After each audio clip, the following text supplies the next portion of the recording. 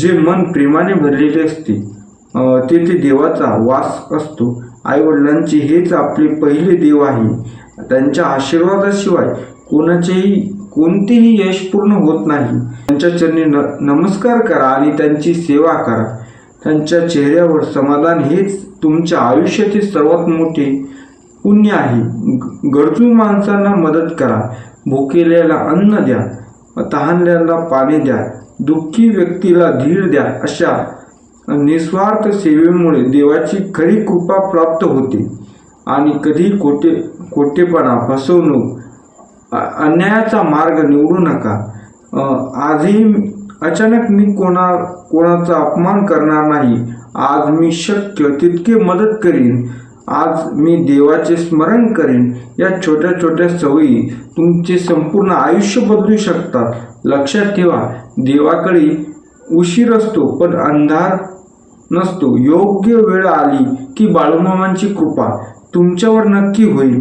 म्हणून श्रद्धा, सबुरी आणि सकारात्मक या 3 गोष्टी कधीही सोडू नका. बाळूमामा सांगतात की प्रत्येकांना आयुष्यात कधी ना कधी दुःख येतं, कधी ना कधी आर्थिक अडचणी असतात, काहींना आरोग्याच्या समस्या असतात, तर काहींना नातेसंबंधाचा ताणतणाव असतो, काही जण मानसिक चिंतेत त्रस्त असतात. तर अशा वेळी अनेक लोक हार मानतात. पण बाळूमामांच्या जीवनातून आपल्याला एक प्रेरणा मिळते. संकटे किती मोठी असली तरी श्रद्धा आणि धैर्य कधीही सोडू नका. मित्रांनो, देव कधी आपल्या भक्ताला एकटं सोडत नाही. कधी कधी देव आपली परीक्षा घेतो, कारण त्याच परीक्षेनंतर मिळणारे यश अधिक मोठे. आणि त्यामुळे अडचणी आल्याशिवाय निराश होऊ नका. मनापासून प्रार्थना करा, प्रामाणिकपणे प्रयत्न करा आणि संयम बाळगा. मित्रांनो, बाळूमामा नेहमी म्हणायचे की बाळूमामा यांनी नेहमी प्रेमाचा मार्ग दाखवला आणि त्यांनी कधीही कोणाचा द्वेष केला नाही. प्रत्येकाला समान नजरेने पाहिले आणि त्यांच्या दृष्टीने गरीब, श्रीमंत, मोठा, लहान असा कोणताही भेदभाव त्यांनी केला नाही. ही आजचा संदेश आजच्या समाजासाठी अत्यंत महत्त्वाचा आहे.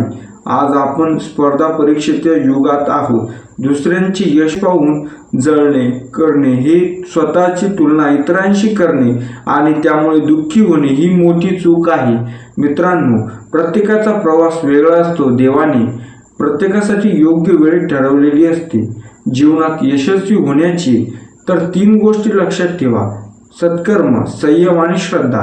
या 3 गोष्टी व्यक्तीच्या आयुष्यात असल्या तर व्यक्तीच्या आयुष्यात कोणतीही रोखू शकत नाही. आणि बाळूमामा आपल्याला शिकवतात की प्रत्येक दिवसाची सुरुवात देवाच्या स्मरणाने म्हणजे नामस्मरणाने झाली. ते आईवडिलांचा आशीर्वाद घ्यावा, कष्टाला घाबरू नका, प्रामाणिकपणे काम करा आणि दुसऱ्याला मदत करा. गरजूंना आधार द्या, प्रामाणिकपणे दया करा. याच मार्गाने खरे समाधान मिळते. पैसा महत्त्वाचा आहे पण तोच सर्वस्व नाही. पैसा घर बांधू शकतो पण कुटुंब नाही. पैसा औषधी आणू शकतो पण आरोग्य नाही. पैसा पलंग विकत घेऊ शकतो पण शांत झोप विकत घेऊ शकत नाही.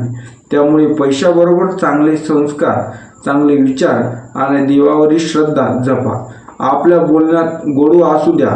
कटू शब्दांनी नाती तुटतात पण प्रेमाने शब्दांनी नाती जोडली जातात. म्हणून बोलण्यापूर्वी विचार करा आणि नेहमी सकारात्मक भाषा वापरा. मित्रांनो, व्हिडिओ आवडला असेल तर व्हिडिओला लाईक करा, चॅनलला सबस्क्राईब करा आणि कमेंटमध्ये बाळूमामांच्या नावानं चांग बरं लिहायला विसरू नका. बोला बाळूमामांच्या नावानं चांग बरं. जय बाळूमामा.